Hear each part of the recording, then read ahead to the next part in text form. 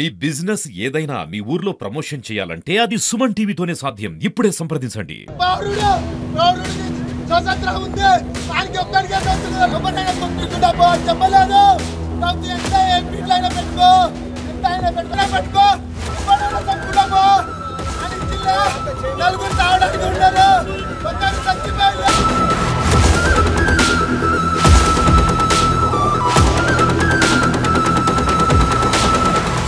Hi hello నమస్తే welcome to Suman TV. నిన్న అర్ధరాత్రి పూట మహబాద్ మండలం చూడంటే పుస్తపల్లి శివారు భీమనూరు రేజైతాడు దగ్గర ఇటు బొలెరో ట్రాలీ ఆటో ఇటు ఎదురుగా వస్తున్నటువంటి గ్రానైట్ లారీతో భారీ లోడ్ తోస్తున్న లారీ ఒకసారి రెండుగా ఢీకొనడంతో సంబంధించినటువంటి లారీ మీద ఉన్నటువంటి గ్రానైట్ సార్ ఒకసారి ట్రాక్టర్ పడడం దాంట్లో నేతాజీ తల్లి ఒక వ్యక్తి మృతి చెందడంతో తన ఉద్రిక్త పరిస్థితులు నెలకొన్నాయి. గత రాత్రి పూట శతగాత్రుని మాత్రం అంటే వాళ్ళు మృత్యువాత పడగా 8 మంది మాత్రం చాలా తీవ్ర గాయాలతో మహబాద్ చికిత్స అయితే ఈ రోజు సంబంధించిన తండా గ్రామస్తులంతా కలిసి ఈరోజు పోస్ట్ మార్టం ముందు దండకు దిగారు. ఎందుకంటే సంబంధించిన ఎవరైతే మృతి చెందారో వారి కుటుంబాలకు మొత్తం బాధితులకి క్షతగాత్రులకి న్యాయం చేయాలని దండ చేస్తున్నారు. ప్రస్తుతం మొత్తం మాట్లాడుకుంటుంది బంధువులు ఉన్నారు వాళ్ళకి సంబంధించిన నేత ఎవరైతే మృతి చెందారో వాళ్ళ బంధువులు ఉన్నారు వాళ్ళు అడిగి ఏం జరుగుతుందని చెప్పండి సార్.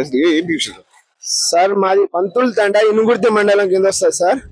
నిన్న రాత్రి 9ంటికి గ్రానైట్స్ కోరి వాళ్ళు లారీ వచ్చి ఢీకొన్నది సార్. ఆ టాటా ఏసీకు అది లారీకు సరిపడకుండా ఇంకా పొడుగు రాయిని పెట్టి అది తాకడం వల్ల లోపల నుంచి ఆ మనుషులు ఎగిరిపోయి 5గురు గాయాలైంది సార్.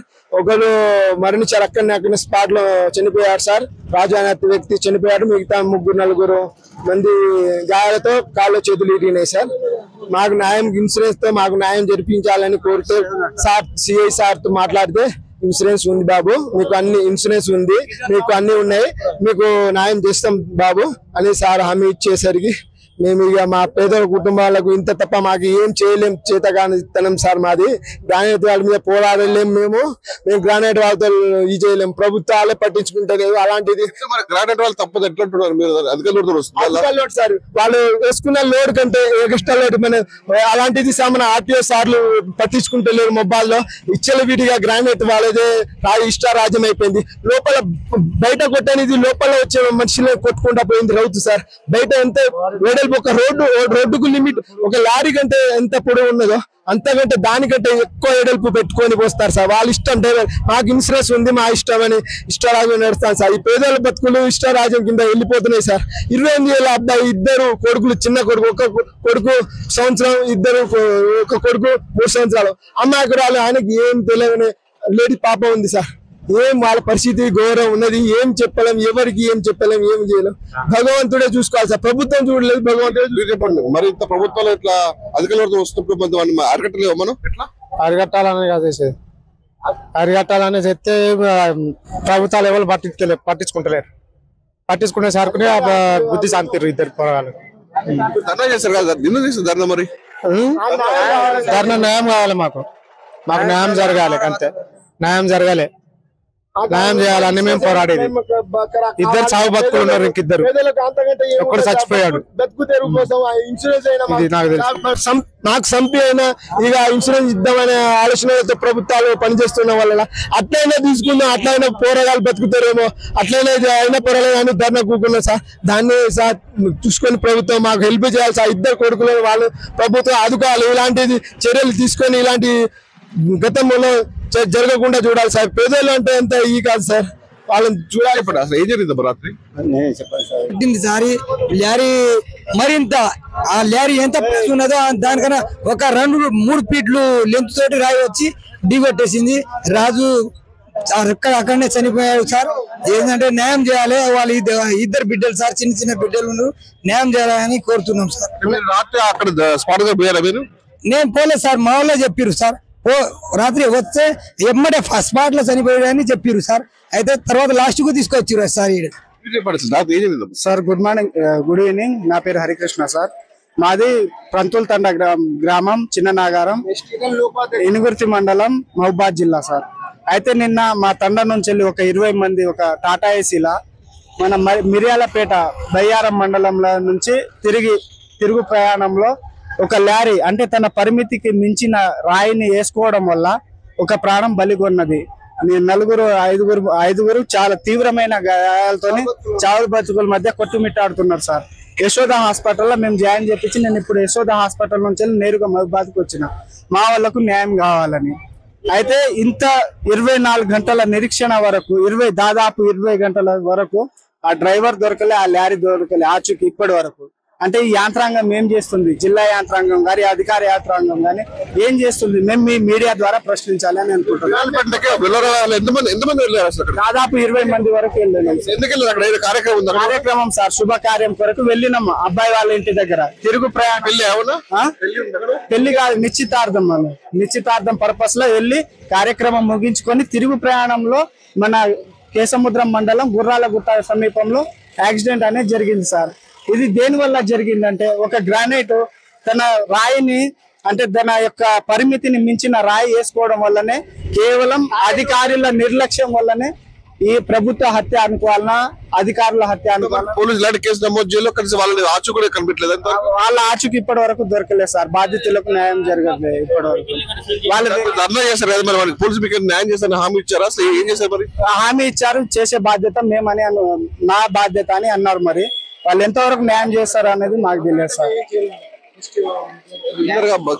సంబంధించినటువంటి ఏదైతే మృతి చెందారో వాళ్ళ బంధువులు కూడా ఇక్కడ ధర్నా చేశారు. అదే నిన్న వాళ్ళు అంటే బైరమలలో మిర్యాలపేట ఆ అడవి ప్రాంతంలోకి వెళ్ళి ఒక శుభాకారానికి వెళ్ళి వచ్చిన నేపథ్యంలో ఇక్కడ ఉన్న గుర్రాలగుట్ట దగ్గర నేతాజీ తండ దగ్గర అంటే వీరు ప్రయాణిస్తున్న బుల్లెరో వాహనానికి ఇటు ఏదైతే గ్రానైట్ లారీ మూలపడడంతో అక్కడికి చెందారు. ఇంకా ఇద్దరు పరిస్థితి సీరియస్ గా ఉంటే వీరందరూ కలిసి కూడా అంటే హైదరాబాద్ యశోద హాస్పిటల్ వాళ్ళకి ఇక్కడ అడ్మిట్ చేసి ఇక్కడ ధర్నా చేస్తున్నారు. ఇంతవరకు కూడా కనీసం వచ్చి ఇక్కడ ధర్నా చేసేంత వరకు కూడా కనీసం పోలీసులు ఇంతవరకు ఎవరైనా ఎలాంటి చర్యలు తీసుకోలేదు. కనీసం ఎవరైనా కూడా ఆడ కూడా తీయని పరిస్థితి. పోలీసులు నిర్లక్ష్యం చెప్తున్నారు. వీళ్ళు ధర్నా చేస్తున్న నేపథ్యంలో కూడా వాళ్ళకి మాయమని చెప్పి వాళ్ళకి కింద హామీ ఇచ్చి మేము వాళ్ళకి పట్టుకుంటాం కింద హామీ ఇస్తే మాత్రం వాళ్ళకి ధర్నా వివరించాలని తెలిసింది. మొత్తానికైతే పోలీసులు ఈ విషయంలో అంటే చాకచక్య వివరించి మొత్తం అసలు బాధితులు పట్టుకుని సంబంధించినటువంటి ఎవరైతే బాధితులతో వాళ్ళకి న్యాయం చేయాల్సిందిగా కోరుకుందాం. నిన్న సాయంత్రం అంటే పొద్దుగాల మేము 9-10 గంటల వరకు మేము మా మేనోళ్ళ ఇంటికి పోయినాం. పెళ్లి సంబంధం మాట్లాడుకున్నాం, రిటర్న్ అయ్యి రాత్రి 8:30-9 అవుతుంది. మన పెనుగొండ క్రాస్ ఉంది కదా, అక్కడికి వచ్చి లారీ గుద్దుకున్నాం. గ్రానైట్ లారీను మన ట్రాలీ ఈ వన్ సైడ్ దూసుకెళ్ళిపోయింది. అది గ్రానైట్ బండ ఒక దాని బాడీ కంటే ఒక 2 ఫీట్లు బయటకు ఉన్నది. అది ఇట్లా దూసుకొచ్చింది. ఒకడు స్పాట్ డెడ్ అయిండు, మిగతా 4-5 అటు ఇటుగా ఉన్నారు. అంటే చావు బతుకులో ఉన్నారు. ఇద్దరు హైదరాబాద్ లో తీసుకెళ్ళారు, ఇద్దరు ఇక్కడ మన మహబూబాద్ హాస్పిటల్ లో ఉన్నారు. రాత్రి మహబూబాద్ హాస్పిటల్ తీసుకొచ్చి చికిత్సకి రాత్రి చికిత్సకి తీసుకొచ్చినాం. ఇక్కడనే మనం ఎంజిఎం హాస్పిటల్ కి తీసుకొచ్చినాం. అయితే ఇక వాళ్ళ ప్రయత్నం వాళ్ళు చేసారు, మిగతా అది బయటికి రాసిరు. మేము కూడా బయట ప్రైవేట్ హాస్పిటల్ కి తీసుకుపోయినాం. ఇప్పుడు చనిపోయిన మా రాజును ఇక ఆయన డెడ్ అయింది కాబట్టి ఆయన తీసుకొచ్చి మార్చరీకి షిఫ్ట్ చేసి ఎక్కడో అక్కడ హాస్పిటల్ చేయించుకున్నాం. ఇప్పుడు తెల్లారేసరికి మళ్ళీ పోలీస్ స్టేషన్ పోయినాం. పోలీస్ స్టేషన్ పోయి మరి సార్ మాకు న్యాయం ఏం చేస్తారనేది మేము అడిగినాం. పొద్దున్న నుంచి ఇప్పుడు దాకా కొట్టుకున్నాం సార్. మా బాధలు అంటే మేము ఇప్పుడు ఎవరికి ఏం చెప్పుకున్నా అది వాళ్ళకి అర్థం అవుతుందో కాదో నాకు తెలియదు. నేను ఎంతవరకు మాట్లాడగలిగేంత వరకు మాట్లాడతాను. అయితే మేము పొద్దున్న నుంచి ఇప్పుడు తిండి లేదు, తికానా లేదు, మాకేం లేదు. ఇప్పుడు దాకా కొట్టుకున్నాం. సార్ ఏమైందంటే వాళ్ళు వస్తున్నారు, లారీ ఓనర్ వస్తున్నాడు, ట్రాలీ ఓనర్ వస్తున్నాడు అనుకుంటా ఇప్పుడు దాకా నెట్టుకొచ్చారు.